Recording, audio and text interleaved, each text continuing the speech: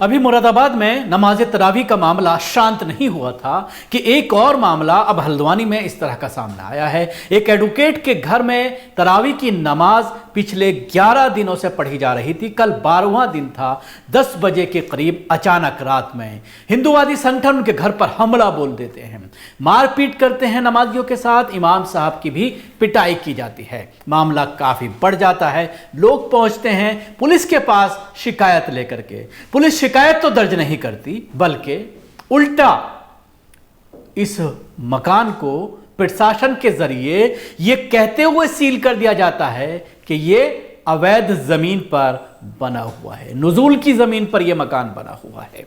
अब आप अंदाजा लगाइए, उत्तर प्रदेश में मुरादाबाद में जो तरावी का मामला सामने आया था, उसके बाद जिस तरह से पूरी दुनिया में भारत की किरकिरी हो रही थी, पूरी दुनिया में यह आवाज उठाई गई थी, खासतौर से मिडिल ईस्ट में, और लोग सवाल कर रहे थे कि क्या अब मुसलमान अपने घरों के अंदर भी नमाज अदा नहीं कर सकते। जिसके बाद 5-5 लाख रुपए का मुचलका भरने के लिए नगर मजिस्ट्रेट ने ऑर्डर किया था 10 मुसलमानों को, और दूसरे पार्टी को भी 20 लाख रुपए का मुचलका भरने के लिए कहा गया था, जिसको लेकर के सवालात उठ रहे थे।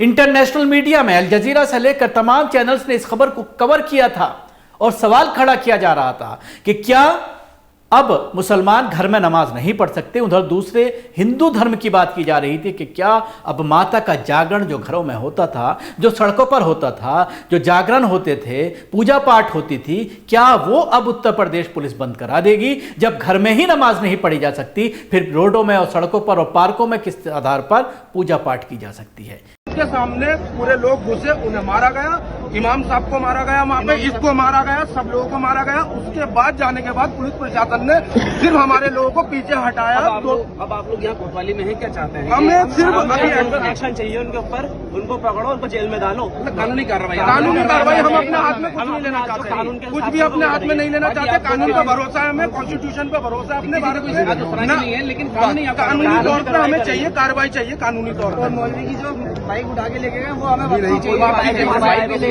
मौलाना साहब, इमाम साहब की। अच्छा, वहाँ जो ये हाथापाई हुई है वो किस किस के साथ हुई है? सर मेरे साथ हुई है, इमाम साहब के साथ हुई है, एक आध और लोग और थे उनके साथ भी हुई है। अच्छा,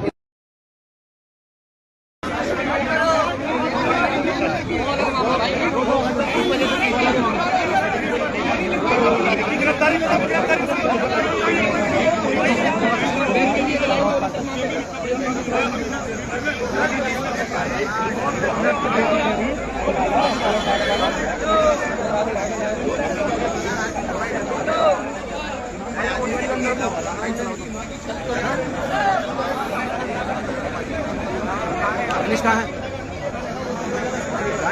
है?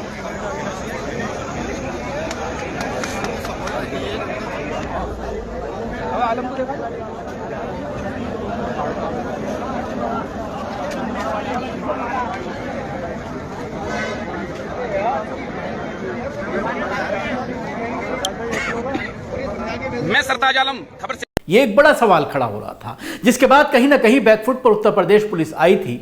लेकिन हिंदूवादी संगठन अपनी गुंडागर्दी से, अपनी इन हरकतों से बाज आने वाले नहीं हैं। अब हल्द्वानी में जो पिछले 20 साल से जफर एडवोकेट के घर में लगातार ये तरावी की नमाज पढ़ाई जा रही थी, 20 साल से सरकार को नहीं दिखाई दिया, 20 साल से प्रशासन को ये नहीं दिखाई दिया कि ये नुजूल की जमीन पर मकान बना हुआ है, ये अवैध मकान है। और जब मामला गरमाता है, तरावी के नाम पर हिंदूवादी संगठन घर पर हमला करते हैं, तोड़फोड़ करते हैं, पिटाई करते हैं, उस पर तो कोई एक्शन नहीं लिया जाता, उस पर तो FIR दर्ज नहीं की जाती। उल्टा जफर एडवोकेट का जो मकान है उसको ये कहते हुए सील कर दिया जाता है कि ये गैर कानूनी है। आप अंदाजा लगा सकते हैं किस तरह से मुसलमानों को डराया जा रहा है, मुसलमानों को धमकाया जा रहा है। आपने देखा किस तरह से बिल्डोजर का इस्तेमाल किया जा रहा है, धड़ल्ले से कोर्ट खामोश है। एक अच्छा बहाना मिल गया है कि किसी भी मकान को आप ये कह दीजिए कि गैर कानूनी जमीन पर बना हुआ है, या अगर आपकी खरीदी हुई जमीन भी है उसकी रजिस्ट्री है बाकायदा। और मैं नहीं जानता कि इस मामले में उनके पास रजिस्ट्री है या नहीं। जाहिर सी बात है मकान काफ़ी पुराना है, बिना रजिस्ट्री के मकान नहीं बना होगा। दूसरा बहाना यह किया जाता है कि नक्शा पास नहीं कराया गया। इलाहाबाद में आपने देखा था किस तरह से नक्शे की बात कही गई कि नक्शा पास नहीं कराया गया है। और आरोप किसी और पर लगाया जाता है, मामला मकान जो है बीवी के नाम पर होता है, लेकिन उसके बावजूद उसको गिरा दिया जाता है। इलाहाबाद हाई कोर्ट में याचिका डाली जाती है, महीनों हो गए, सुनवाई चल रही है। आप अंदाजा लगाइए कितने दर्द और कितनी परेशानी से ये परिवार जूझते होंगे, जिनको अचानक ये कह करके उनके मकान को मिसमार कर दिया जाता है, गिरा दिया जाता है, बुलडोजर चला दिया जाता है, सील कर दिया जाता है, अवैध बता करके। अब सवाल ये खड़ा होता है कि क्या ये वाहिद मकान इस इलाके में अवैध है? आसपास के मकान, आसपास की कॉलोनी, क्या वो सारे वैध हैं? ये भी एक बड़ा सवाल है। और जिस तरह से हिंदूवादी संगठन इस पूरे मामले को लेकर ट्वीट और रिट्वीट कर रहे हैं, और उल्टा भवन का जो मालिक है, जो मकान के मालिक हैं जफर, उनको ही जिम्मेदार ठहराया जा रहा है, बड़ा सवाल है। और यही वजह है कि इंटरनेशनल लेवल पर भारत की जो रेटिंग है वो लगातार जमहूरियत को लेकर, लोकतंत्र को लेकर वो लगातार गिरती चली जा रही है। आप कितना चिल्लाते रहिए। कल प्रधानमंत्री पहुंचे थे सीबीआई के वार्षिक प्रोग्राम में, और उसमें जिस तरह से ढिंढोरा पीटा गया कि भ्रष्टाचार खत्म किया जा रहा है, लोकतंत्र की बहाली हो रही है, इंडिपेंडेंटली सीबीआई काम कर रही है।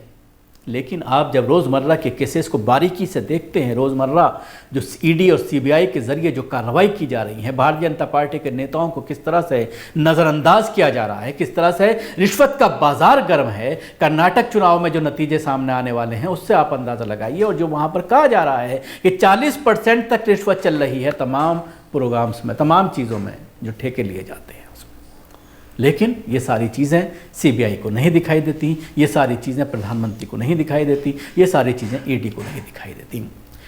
एक सॉफ्ट टारगेट मिल गया है मुसलमान।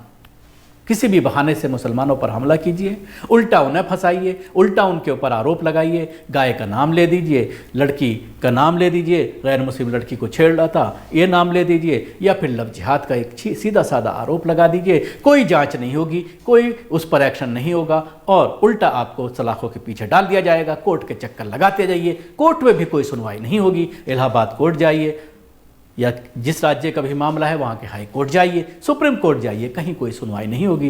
तारीख पर तारीख मिलती रहेगी। शुक्रिया। आपको हमारी कोशिश कैसी लगी ज़रूर बताएं। हमारे यूट्यूब चैनल को सब्सक्राइब करना ना भूलें। इसके साथ ही बेल आइकन जरूर दबाएं। अगर आप वीडियो फेसबुक पर देख रहे हैं तो पेज को लाइक करना, उसके साथ ही फॉलो भी करें। धन्यवाद। के सामने पूरे लोग घुसे, उन्हें मारा गया, इमाम साहब को मारा गया, वहाँ पे इसको मारा गया, सब लोगों को मारा गया। उसके बाद जाने के बाद पुलिस प्रशासन ने सिर्फ हमारे लोगों को पीछे हटाया। अब आप लोग यहाँ कोतवाली में हैं, क्या चाहते हैं? हमें सिर्फ एक्शन चाहिए उनके ऊपर, उनको पकड़ो, उनको जेल में डालो, कानूनी कार्रवाई। कानूनी कार्रवाई हम अपने हाथ में कुछ नहीं लेना चाहते, कुछ भी अपने हाथ में नहीं लेना चाहते। कानून का भरोसा है हमें, कॉन्स्टिट्यूशन पे भरोसा है अपने भारत में, नहीं है, लेकिन कानूनी तौर पर हमें चाहिए कार्रवाई, चाहिए कानूनी तौर पर। मौलवी की जो बाइक उठा के लेके गए वो हमें मौलाना साहब, इमाम साहब। अच्छा, वहाँ जो ये हाथापाई हुई है वो किस किस के साथ हुई है? सर मेरे साथ हुई है, इमाम साहब के साथ हुई है, एक आध और लोग और थे उनके साथ भी हुई है। अच्छा,